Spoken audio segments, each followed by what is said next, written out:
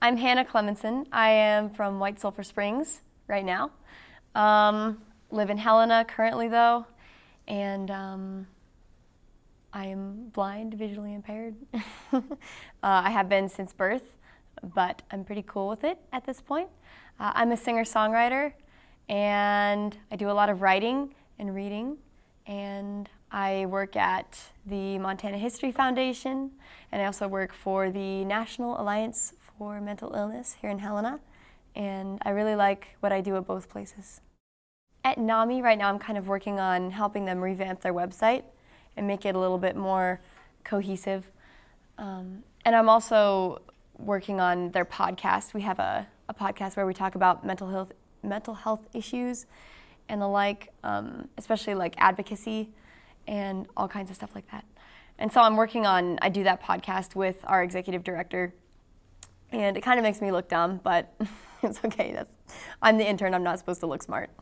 And at Montana History Foundation, I am doing some social media management and writing. I wrote a press release this week for our Montana history hikes and just trying to get people out on those, so kind of using my marketing background a little bit. Can you tell me a little bit about going to school? Yeah, totally.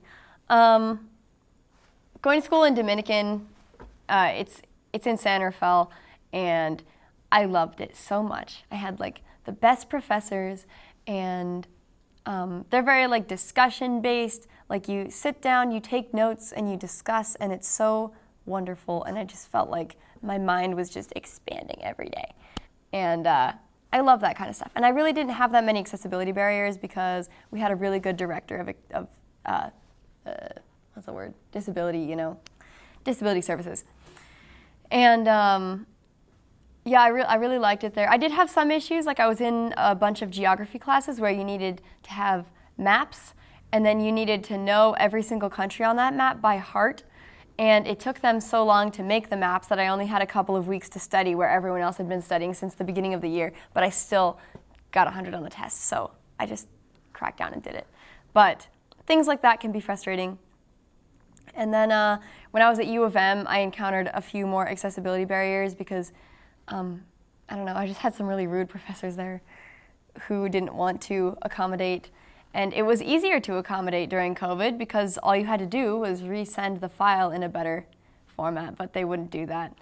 And thankfully people were really nice about granting extensions, which is nice, because things just take me longer. Like scanning a document for necessary information just takes longer because you can't see where the paragraph breaks are, so you might be like scanning through line by line, and it's so frustrating. So just extra time is the thing I use most for school anyways, is the accommodation I use most. What are those? What do you mean by scanning documents and creating maps? Okay. Yeah. Well, like the maps are created by the disability department, and they like take the map and then they blow it up really big, and then they put like hot glue around the lines. And then I have to print out labels in Braille and stick them on there. And so you can tell like where the boundaries of the countries are. And then you just study that a lot. And then like scanning documents, I have a screen reader, and I listen to the document. And sometimes it's all nicely broken up so you can tell the paragraphs apart.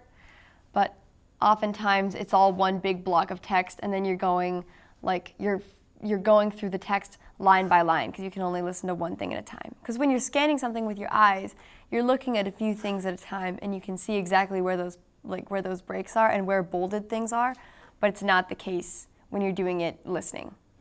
The screen reader on my phone is like, I keep it at a really high speed so that so you can digest more information in a quicker time, but also so like people can't just hear everything I'm doing because it's really hard for most people to decipher. And then so I can do everything on my phone that most people can. I like go through Facebook and Snapchat, and I text, and I make calls, and I look at websites and watch YouTube and TikTok and all that jazz. And I mean, that's just thanks to developers who've made that accessible for me. But also thanks to like myself for learning how to master that, because a lot of blind people don't know how to use technology as quickly as I do. And a lot of disabled people don't know how to use tech as well as they could. And I think that's really sad. And I think that like learning to use the technology that we have is what's gonna set us free, you know, because even if you're like elderly, that's having a phone that you can use is the only thing that's gonna keep you from going crazy, I think. It's totally audio driven. You don't need to look at it at all. Like I have my screen turned off, in fact, it's just black. Okay. So like you put the phone up and then you like touch on the screen and then it tells you what you just touched, and then you move to the next item by like flicking forward or flicking backward or touching another part of the screen. So, and honestly, it goes pretty fast. Like if you're good at it, you can move through stuff pretty fast, even though it might seem tedious because you're not selecting something with your eyes, you're looking at it with your hands. I think that hiring people with disabilities can be difficult for companies a lot of times because we don't have the same skills that everyone else does. Like a lot of us might not be, I'm not saying that none of us are good with spreadsheet or Excel, but especially like blind people in particular, we're not so good with like visually presenting information as a lot of modern companies like to see it these days. And I mean, I can really only speak to blind people because I don't know the experiences of people with other disabilities, but our abilities that make us really talented workers are not so easily summed up as the abilities of, I guess, normally abled people. Like what Ona just told you, it took her a while to explain what she meant. And it would take me a long time to explain what she meant, but it makes sense. The retaining information and balancing it and reciting it, you know, all that stuff together is like a really useful ability, but you can't just put that on a resume, you know, because it's not really what you expect to see. And so I think that's like a big problem for disabled people trying to find work, is just that our abilities are very complex, but that doesn't mean that they're less. It makes me really sad that a lot of employers won't take a chance on a person with disabilities, but I mean, I think that's why services like Aspen services are so necessary. And also like when the state like funds work experiences, it gives employers like a chance to see what a disabled person is capable of without, I mean, it just really breaks a barrier down in terms of, should we hire this person? Well, now we can for a little while and see if they benefit our company. And though some of those may end up being failed or, you know, because the employer can't take the person on because they're not capable of what they wanted to do, or because of like just payroll issues. That's happened to me. But it just really eliminates a barrier in terms of, can we take a chance here and see if this person is capable of doing what we need done here.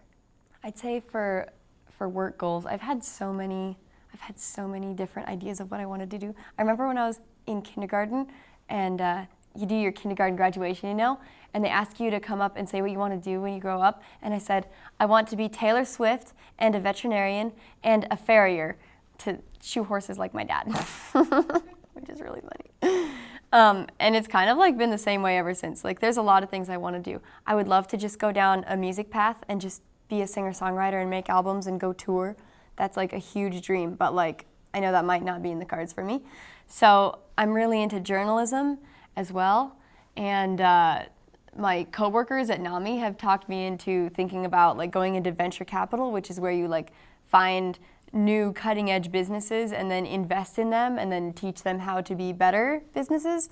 And I think that's all really, really interesting because I love small business and like I love cutting edge technology and incorporating those two things together and making these small little one-person ventures into really mighty, advanced, and useful things. And then at the same time, like I'm really into like refugee issues, and I really want to be like an Arabic translator. And so I really want to go to one of the Middle Eastern nations next summer and learn how to do that. But I'm kind of struggling because they don't seem to have a very cohesive concept of Braille over there. So that's still in the cards, hopefully. But yeah, I have a lot of work goals, and I'm interested in a lot of things. But all of them really involve like people, whether I'm performing or helping, and just making society better, whether it's with my music and bringing people joy or actually physically helping people one-on-one, you know. A lot of people are really nervous about people with disabilities. Something that I read a while ago is that when you're disabled, especially in a very visible way, like, I mean, me, but also people in wheelchairs and people with other like very visible disabilities, you lose so much of your identity. Like, you maintain your gender and that's about it. You barely maintain your race. A black blind person is the same as a white blind person in a lot of instances, and I see my black friends talking about that a lot.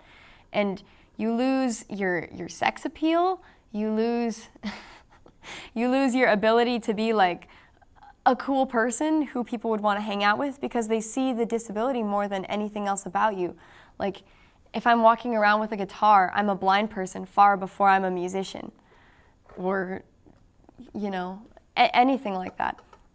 And I think that that's really sad because people with disabilities are just as much people as anyone else is, and we have a lot of interests and we have a lot of unique things about us, and a lot of us are like way more unique than most normal people because we have to be, because we have to find interests and stuff because we can't just go out and do things like everyone else. So we have really cool interests, a lot of us. We have cool hobbies, and a lot of us like to talk about them, and we don't really get the chance to.